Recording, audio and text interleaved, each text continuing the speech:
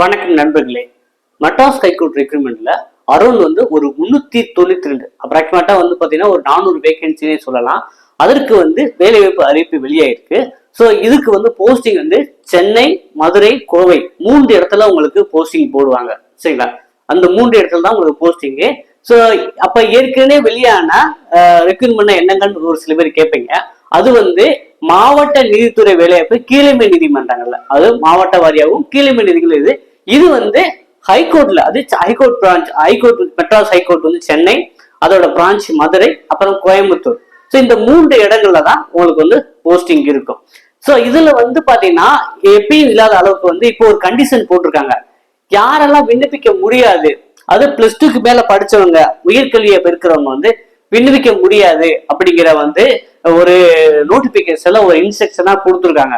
So அதை மறைச்சு நீங்க விண்ணப்பிச்சீங்க அப்படின்னா உங்க மேல நடவடிக்கை எடுக்கப்படும் கூட சொல்லியிருக்காங்க.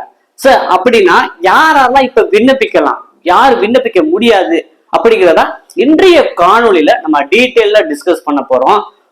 நீங்க முதல் தடவை நமது சேனலை பார்க்கிறவரா இருந்தா மறக்காம சப்ஸ்கிரைப் பண்ணிட்டு பெல் பட்டனை கிளிக் பண்ணிட்டு கண்டினியூ பண்ணுங்க. ஸோ அவங்க பிரைமரியா qualification 8th pass, 8th pass பண்ணவங்க தான், 8th ஃபெயில்லாம் கிடையாது, 8th pass, 9th pass or 9th fail, 10th pass or 10th fail. அவங்க மினிமம் 8th பாஸ். அப்ப 10th பாஸ் ஆயிருக்கலாம், 10th ஃபெயிலா இருக்கலாம், ஒன்றும் பிரச்சனை கிடையாது. 11th 12th பாஸ் ஆயிருக்கலாம், ஃபெயிலா இருக்கலாம், பிரச்சனை கிடையாது. அப்புறம் 10th முடிச்சுட்டு டிப்ளமோ படிச்சவங்க. ஸோ 10th முடிச்சு டிப்ளமோ படிச்சாலும் அதுக்கு +2க்கு ஈக்குவலண்ட் தான். 10th முடிச்சு 10ஆம் மட்டும் முடிச்சுட்டு டிப்ளமோ படிச்சவங்க என்னது அது ஈக்குவலண்ட். அப்போ அவங்களும் அப்ளை பண்ணலாம். 10th முடிச்சு டிப்ளமோ முடிச்சவங்க. ஓகே. அப்புறம் நான் டிகிரி படிச்சிருக்கேன், டிகிரி படிச்சவங்க பண்ணவே முடியாது. நான் டிகிரி ஃபர்ஸ்ட் இயர் படிக்கிறேன், டிகிரி நான் செகண்ட் இயர் படிக்கிறேன், நான் டிகிரி ஃபைனல் இயர் படிக்கிறேன், ஆனா நான் டிகிரி முடிக்கல அப்படின்னு கேட்பீங்க. அவங்களும் பண்ண முடியாது. டிகிரி கரண்ட்ல படிக்கிறவங்களும் பண்ண முடியாது. சரி, ஓகே. அடுத்த கட்டமா ஒரு கேட்டகரி, ஒருத்தவங்க 10th படிச்சிருப்பாங்க, +2 படிச்சிருப்பாங்க, ஆனா 10th மார்க் வச்சு 3 வருஷம் டிப்ளமோ படிச்சிருப்பாங்க. இவங்களுக்கு என்ன என்ன சொல்யூஷன் அப்படிங்கிற ஒரு கொஸ்டின் இருக்கும். சரிங்களா? அது 10th படிச்சிருப்பாங்க, +2 படிச்சிருப்பாங்க, அப்புறம் 10th வச்சு 3 வருஷம் படிச்சிருப்பாங்க. அப்ப 10th வச்சு 3 வருஷம் படிச்சா ஓரளவு எலிஜிபிள் மாதிரி தான் தெரியுது. சரிங்களா? சோ இந்த கேட்டது கூட அப்ளை பண்ணும்போது நீங்க பாத்தீங்கன்னா கஸ்டமர் கேர் இருக்கு, ஹெல்ப்லைன், அதை கேட்டுட்டு கொஞ்சம் அப்ளை பண்ணிக்கணும். இந்த கேட்டர்ல உள்ள மட்டும், அதாவது 10th முடிச்சிருப்பீங்க, அப்புறம் +2 முடிச்சிருப்பீங்க, அப்புறம் 10th மதிப்பெண் வச்சு நீங்க 3 வருஷம் டிப்ளமா படிச்சவங்க கேட்டகரி நான் போன் பண்ணி நேத்துல நானு ஹெல்ப்லைன் போன் பண்ணேன், அவங்க போன் எடுத்த பாடு இல்லை. சரிங்களா? சோ வேற யாரும் ட்ரை பண்ணி இதை கேட்டவங்க கமாண்ட்ல தெரிவிங்க. ஓகே. அப்ப 10th படிச்சு ஐடி முடிச்சவங்க, 10th ஐடி ஓகே பண்ணலாம். 10th +2 ஐடியுமே ஓரளவு நீங்க +2 ஈக்குவல் தான். ஐடிஐ 1 year 2 year கோர்ஸ் தான், அது +2 ஈக்குவல் தான். அவங்க தாராளமாக அப்ளை பண்ணலாம். 10th ஐடிஐ முடிச்சிருந்தாலும் +2 ஐடிஐ முடிச்சிருந்தாலும் சரி. அப்புறம் ஒரு கேள்வி எல்லாரும் மனசுல இருக்குது. 10th முடிச்சிருப்பீங்க, 12th முடிச்சிருப்பீங்க, டிகிரி டிஸ்கண்டினியூ பண்ணிருப்பாங்க. டிகிரி டிஸ்கண்டினியூ பண்ணவங்க, அப்ப நாங்க தான் +2 முடிக்கல, இனிமேல் நாங்க படிக்க போறது கிடையாது, அப்ப நாங்க 12th தானே வர்றோம் அப்படிங்கிற உங்களுடைய கேள்வி நியாயமானதான். சோ இதற்குமே ரெக்ரூட்மெண்ட்ஸ் தான் பதில் சொல்ல முடியும். சோ நம்ம நேத்துல நம்ம ஹெல்ப்லைன் கால் பண்றோம். சோ நம்ம போற நேரத்துக்கு அவங்க எடுக்க மாட்டேங்காங்க. சோ இந்த 2 டவுட்ஸ் இந்த கேட்டகரியில இருக்கிறவங்க நீங்க ஹெல்ப்லைன்ல கேட்டுட்டு அப்ளை பண்ணாலும் அப்ளை பண்ணலாம். ஓகேங்களா? சோ நல்லா உள் வாங்கிக்கோங்க. 10th முடிச்சவங்க, அப்புறம் +2 படிச்சிருப்பீங்க, அப்புறம் 10th மார்க் வச்சு டிப்ளமோ படிச்சவங்க, இந்த கேட்டகரி 10th முடிச்சிருப்பீங்க, 12th முடிச்சிருப்பீங்க, டிகிரி டிஸ்கண்டினியூ, ஒன்னு ஃபர்ஸ்ட் இயர்லயே வெளியே வந்திருப்பீங்க, செகண்ட் இயர்லயே வெளியே வந்திருப்பீங்க, டிஸ்கண்டினியூ டிகிரி இனிமேல் படிக்கவே முடியாத சூழ்நிலை இருப்பாங்க.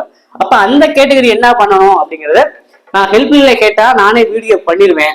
பதில் சொன்னாங்கன்னா, மத்த யாரும் கேட்டு இருந்தீங்க, நிறைய பேர் கேட்டீங்கன்னா சொல்யூஷன் கிடைக்கும், இங்க கமெண்ட்ல தெரிவிங்க, நம்ம அடுத்தவங்களுக்கும் சொல்லிக்கலாம். ஓகேங்களா? சோ இந்த கேட்டகரியில இருக்கிறவங்க இப்ப தாராளமா அப்ளை பண்ணி படிக்க ஆரம்பிக்கலாம். ஓகேவா? சோ உங்களுக்கு இதை பத்தியான ஒரு புரிதலை ஏற்படுத்திருப்பேன் அப்படின்னு நம்புறேன்.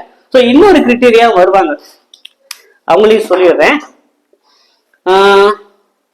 10th முடிச்சிருப்பாங்க, அப்புறம் வந்து +2 படிச்சிருப்பாங்க, 12th படிச்சிருப்பாங்க, அப்புறம் வந்து லேட்டரல் லெந்தி டிப்ளமோ வந்து பாத்தீங்கன்னா டைரக்ட் செகண்ட் இயர் பண்ணிருப்பாங்க. ஸோ இதுவுமே ஒரு கேள்விக்குறியான ஒரு விஷயம் தான்.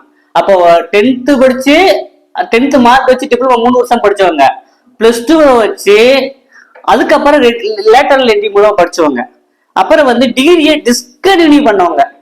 ஸோ இந்த 3 கேட்டகரி தான் நான் டவுட்ஸ் சரிங்களா? மற்ற எல்லாருமே வந்து இதுல பண்ணலாம் சரிங்களா? நான் ஏற்கனவே சொல்லிட்டேன், டிகிரி பண்ணவே முடியாது, டிகிரி வந்து இப்ப படிச்சுக்கிட்டு இருக்கவங்களும் பண்ண முடியாது. ஓகேங்களா? சோ இந்த புரிதல் ஓரளவு உங்களுக்கு ஏற்படுத்திருச்சுன்னா ரொம்ப சந்தோஷம்.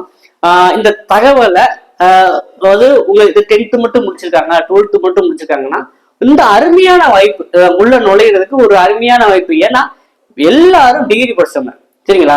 அப்போ வந்து இந்த வேலைவாய்ப்பு வந்து பாத்தீங்கன்னா ஓரளவு உங்களுக்கு பயன் தராட்டியும் உங்களுக்கு தெரிந்த நண்பர்களோ ரிலேஷனோ ஓரளவு எனக்கு ஏதாவது வேலை கிடைச்சா போதும், அது அரசு வேலைன்னா ரொம்ப சிறப்பு அப்படின்னா அவங்கள கைட் பண்ணி கொஞ்சம் மோட்டிவேட் பண்ணீங்கன்னா அவங்களும் வந்து இந்த கோர்ட்ல வேலை வாங்குறதுக்கு நிறைய வாய்ப்புகள் இருக்கு.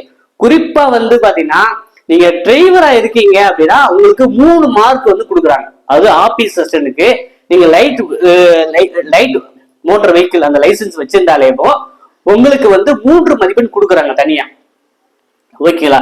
அதே போல அந்த ஃபுட் அண்ட் ஃபீவரேஜ் அந்த நீங்க பேக்கரியில் வேலை பார்த்தீங்களா, இப்போ வந்து பாத்தீங்கன்னா ஹோட்டல் மேனேஜ் அது கேட்டரிங்ல அந்த மாதிரி பண்றவங்களுக்கு மதிப்பெண் வந்து கொஞ்சம் கூடுதலா கொடுக்குறாங்க, நோட்டிபிகேஷன்ல போட்டிருக்காங்க.